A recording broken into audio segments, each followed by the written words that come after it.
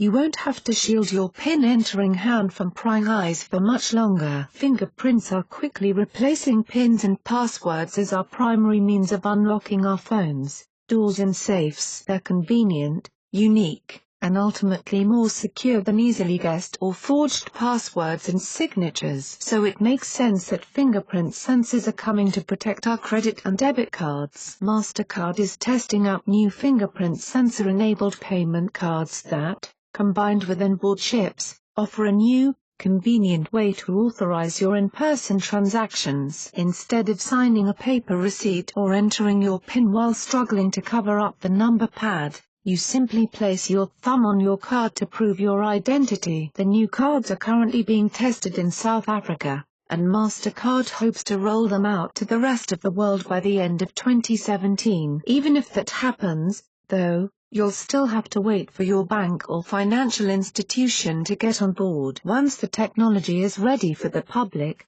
here's how it should work. Your bank will inform you that the biometric card is available, and if you're interested, you'll have to go to an enrollment center, most likely a bank, to get your fingers scanned. An encrypted digital template of your fingerprint is stored on the card's EMV chip. You can save up to 2 prints, but they would both have to be yours. You can't authorize someone else to use your card with their fingers. After your templates are saved, your card is ready to be used at compatible terminals worldwide. Merchants don't have to get new equipment to accept your fingerprint-enabled plastic. The card itself is surprisingly no thicker than a regular credit card. The fingerprint sensor is a small, thumbnail-sized rectangle that sits at the top right corner, and is easily accessible when you stick the card into a payment terminal. During a recent demo, I tried to use a MasterCard rep's biometric card with my finger, and received a transaction denied message from the test payment terminal. When she carried out the faux purchase,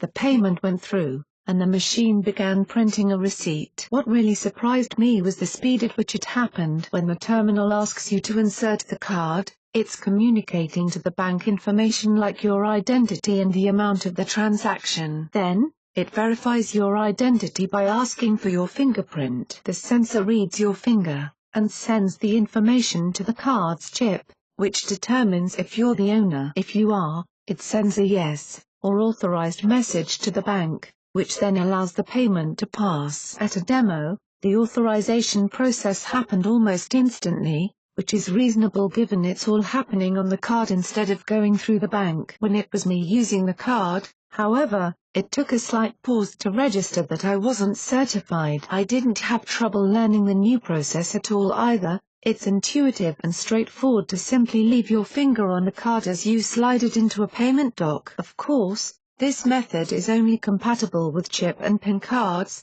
so it won't work with stores that only accept the older magnetic stripe models. But embedded chip technology has become increasingly popular in the US, thanks largely to regulations making financial institutions and merchants liable for breaches resulting from a lack of support for chip and PIN cards. Getting a new biometric card is troublesome, since it would require a trip to the bank and a potentially long wait. But the convenience and the joy you'll get from waving that fancy new plastic in your friends' faces may make that agony worthwhile. What do you think? Scroll down to comment below. Engadget helped contribute to this report. Please help our channel by donating today. The PayPal link is in the comment box down below. It's News Exposed signing off.